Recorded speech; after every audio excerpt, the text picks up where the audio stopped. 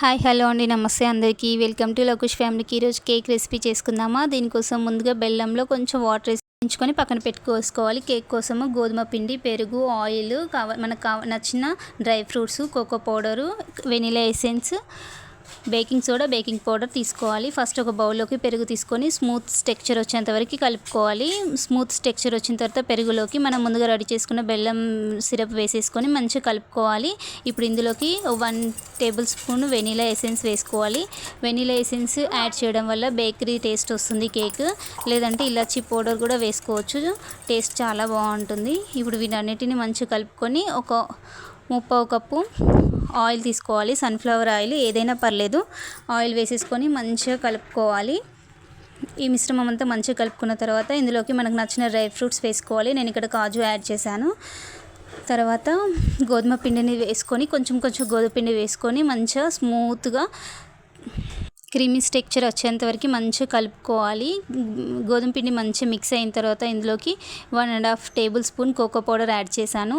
ఈ cocoa powder add చేసిన తర్వాత మంచిగా కలుపుకోవాలి. ఈ మిశ్రమం అంతా మంచిగా స్మూత్గా అయ్యేంత వరకు మంచిగా కలుపుతూ ఉండాలి. ఇలా కలిపిన తర్వాత ఒక స్పూన్ లేదా స్పాచులా తీసుకొని వన్ డైరెక్షన్లో మంచిగా కలుపుతుండాలి. కట్ అండ్ మెథడ్ అంటారు, అలా కాకుండా కూడా 1 డైరెక్షన్లో మంచిగా కలుపుతూ ఉండాలి.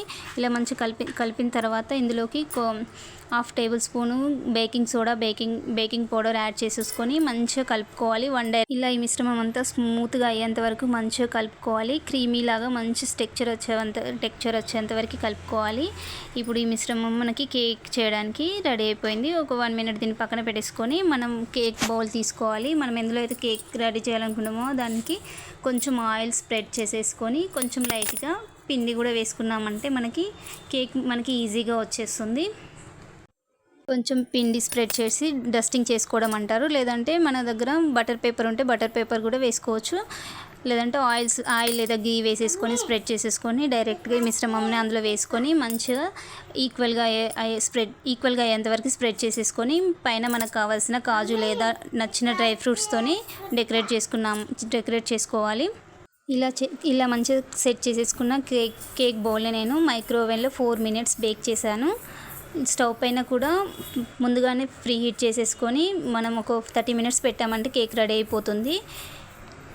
చాలా బాగా వచ్చింది కేక్. మనం ఒక నైఫ్ లేదా దేనితోనో స్పూన్ పెట్టేసి చూసామంటే స్పూన్కి ఏం అంటుకోలేదంటే కేక్ మంచిగా కుక్ అయినట్టు. కేక్ కొంచెం చల్లారిన తర్వాత రివర్స్లో వేసుకున్నామంటే ఈజీగా వచ్చేస్తుంది. కానీ మా ఇంట్లో కేక్ చూడగానే ఆగలేదు. ఇంకా నేను అప్పుడే వేడివేడిగా రివర్స్ చేసేసి టేస్ట్ చేయడం కూడా జరిగింది.